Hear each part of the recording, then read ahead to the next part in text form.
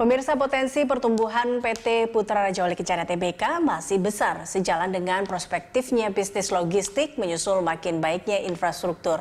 Kita akan membahas strategi bisnis Pura Trans bersama Direktur Utama PT Putra Raja Wali Kencana Tbk, Ariel Wibisono. Terima kasih Pak Ariel telah bergabung bersama kami dalam Corporate Action.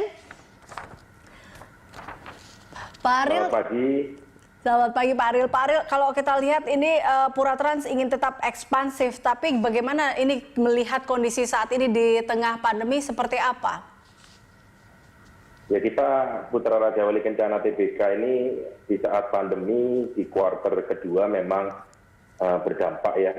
Kita mengalami penurunan, tetapi di kuartal ketiga ini perlahan-lahan sudah mulai membaik dan sudah mulai pengiriman-pengiriman yang delay dulu di kuartal kedua sudah bisa perlahan-lahan kita realisasikan, dan kita juga mendapatkan kontrak baru di akhir kuartal kedua kemarin dan cukup bagus sih di kuartal ketiga ada pertumbuhan dibanding kuartal kedua itu.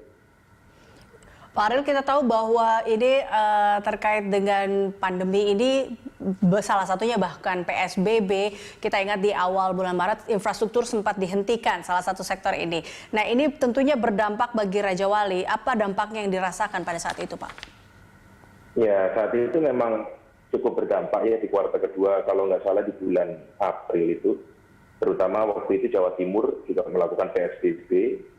Nah, otomatis secara kegiatan operasional perusahaan terganggu, tetapi kita tidak diam diri, kita melihat, kita bisa pengembangan diri melalui dengan soft skill, kita menggandeng Dino Academy, kita melakukan training kepada mekanik, di mana memang di saat bulan April dan bulan Mei itu kegiatan operasional sangat terganggu. Jadi memang kita mengalihkan fokus itu kepada restructuring. Kita punya sistem di mana old system, edukasi, knowledge, pengetahuan itu kita coba berikan kepada para mekanik, kepada para driver kita untuk lebih fokus, di mana nanti persiapan setelah PSBB itu kita bekali dengan persiapan yang cukup matang. Oke, berarti salah satu strateginya adalah meningkatkan skill para karyawan ya, baik itu soft skill dan juga hard skill tadi ya Pak ya? Betul sekali, betul sekali. Oke, nah ini tadi Anda katakan terkait dengan kontrak-kontrak baru. Sejauh ini sudah berapa kontrak baru Pak yang ditandatangani? Ini kan kemarin kita realisasikan 25 kendaraan di Q3 untuk menambah support bisnis kita di angkutan tepes tebu, di mana memang kontrak itu kita dapatkan dan kita realisasikan di Q3. Dan ini sekarang kita lagi negosiasi untuk pengangkutan kertas, tetapi kita lagi mengembangkan konsep. Mungkin di saat yang sekarang ini paling pas kita mengembangkan konsep menyewakan kendaraan. Jadi kita bisa katakan operasionalnya di kita, driver manajemennya di kita. Jadi kita lagi negosiasi untuk pengangkutan kertas.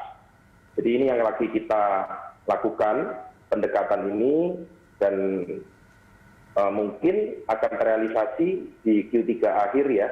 Semoga kontrak ini bisa kita dapatkan gitu.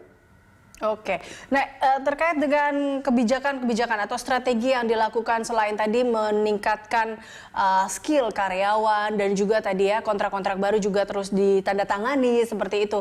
Strategi apa sih Pak yang memang dilakukan juga oleh Pura Trans tentunya di tengah situasi seperti ini? Nah, kita lihat ini sekarang era semakin lama semakin digital ya, dan kita tidak tinggal diam. Di saat sekarang ini kalau kita berfokus hanya kepada market atau operasional itu kan agak berat, karena memang di saat corona ini kan pembatasan ruang gerak ya, problematikanya di situ. Sehingga kita mengembangkan kemarin full system kita rubah menjadi modern system dengan driver management system, di mana perusahaan tidak perlu lagi bertemu dengan mitra pengemudi.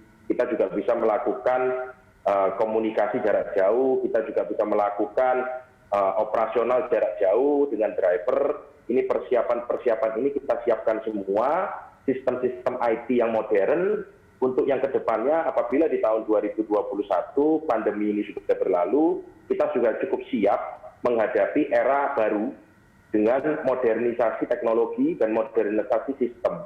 Jadi kita kuatkan itu, dan kemarin kita mendapatkan award dari Bursa Efek Indonesia, IDX, atas prestasi yang kita berikan driver management system itu. Jadi teknologi itu yang kita kembangkan selain soft skill dan hard skill. Jadi memang sistem kita harus kuatkan apabila nanti kendaraan-kendaraan yang kita beli sudah mulai ready, operasi semua, harus diimbangi dengan sistem yang bagus dan sistem yang kuat. Oke, nah tadi kalau Anda katakan memang menggunakan sistem digital, berapa biaya yang memang dipersiapkan untuk ini?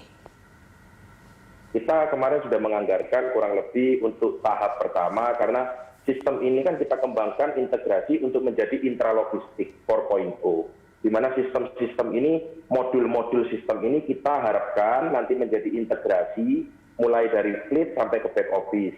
Jadi untuk sementara anggaran yang kita siapkan bertahap, karena kita cukup tahu bahwa di masa pandemi ini juga kita nggak mungkin melakukan ekspansi dalam jumlah kos yang cukup besar. Kita mempersiapkan 5 miliar dulu. Ini untuk pengembangan sistem satu modul, driver management system yang akan berintegrasi dengan back office dan operasional serta marketing. Supaya social distancing ini juga benar-benar kita patuhi. Jangan sampai di Putra Raja Wali Kencana ini manajemennya tidak mematuhi protokol-protokol kesehatan, karena kan kita cukup banyak ya mengelola SDM driver cukup banyak.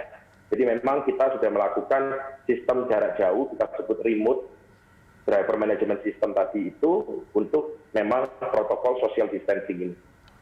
Oke, baik. Pak Ariel, kita akan membahas lebih lanjut lagi terkait dengan Pura Trans ini usai jeda. Pemirsa, Dialog Corporate Action akan kembali sesaat lagi, tetaplah bersama kami.